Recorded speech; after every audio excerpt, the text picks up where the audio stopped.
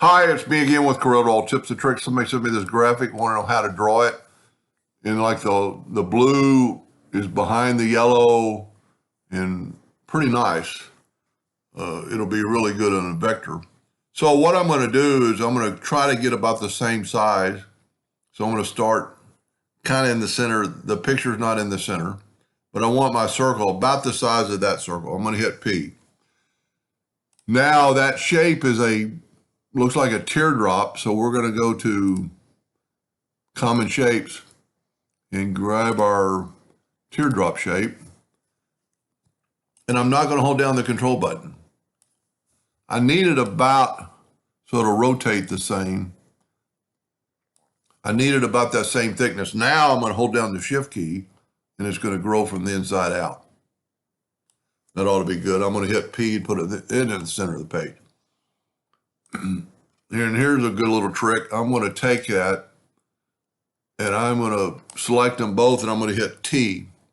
This thing is 2.65 inches tall. So I'm going to type in 2.65. I'm going to grab that and I'm going to nudge it up 2.65.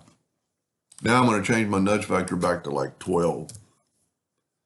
And we need to make those lines inside there. So I'm going to go to Object, Order, or excuse me, Effects, Contour. And we're going to contour one time, let's say 0.3. There we go. Now I need to take that and fill that in to make an object. Now I'm going to take a 2-point line, kind of get it over the center. Don't do that. Try to get it over the center. It doesn't really matter in this case. But then let's zoom in here. Then I'm going to Control D and move it down manually, holding down the control button. And then I'm going to Control D again till I get past there. Now I'm going to take my Alt key, and I'll select all those lines, and I'm going to Control G to group them. Now this I'm going to take and left click, right click. I'm going to take my new lines and nudge them over. Now I'm going to select them both. And because I drew the line second, they ought to be in the front. So I'm going to go front minus back. And I have my lines. Now I'm going to make my lines a little bit thicker. That ought to work. Now I can move this out of the way and nudge this over. Now I'm going to bring in my indexing lines. First of all, we're going to color that in a light blue. Control D to make a duplicate.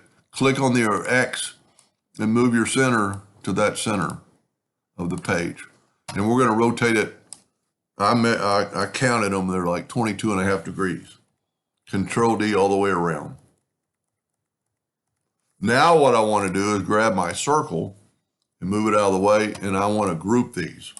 Control G, Control D to duplicate, and then I want to rotate that, half of that 22.5, which is 11.25. And I'm going to make them dark blue. I got rid of my lines. I didn't, well, maybe I didn't. Maybe they're just, yeah, you can see them. I need to make them a different color. Let's go with a green. There we go. That'll work. Now, this has two lines in it. So what we can do now is, and also you see that the blue is behind the other ones. There's a lot you could do with it, a couple other things. I'm going to move that back and I'm going to turn this into like a 16-point line, maybe even thicker. 36-inch line.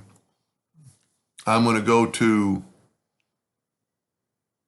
Object and convert the outline to an object. I'm going to left click, right click, and then I'm going to nudge that out of the way because I'm going to fill it in with the blue, let's say.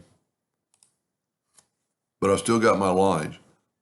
So now what we want to do is go Object, Order, Front of Page, to put that line in front of them. My line's a little bit thicker. Could have made it a little thinner, but what that does, that hides that line, and I need to make my lines a little thicker. There we go. And that's really all to it. Now, I made my lines quite a bit thicker. Let me back up here. If we make it, let me move that over. So I need to still go back to where it's just one line. And I'm going to make that line, it's still a fill I can see. So I'm going to, there we go.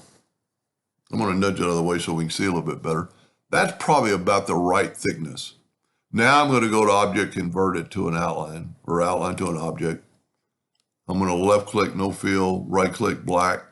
But then I'm going to put it, I can't remember what color I used. And then I can make those lines a little bit thicker.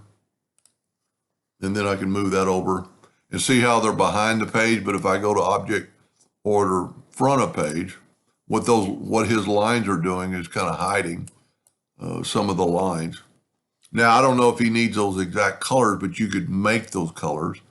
That looks like a goldish yellow, but that's very, very easy. Just, select on that. You see that you have the green. Hold down the control button and add a little yellow.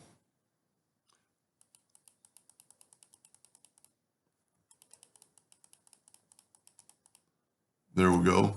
Now the others are kind of a dark blue, but it's going to hide my lines. So I'm going to hold down the control button and just add a little bit of blue. There we go. Now we take away the indexing line and bring in a black. I'm going to bring in a black box. I think it should make it pop. Wow.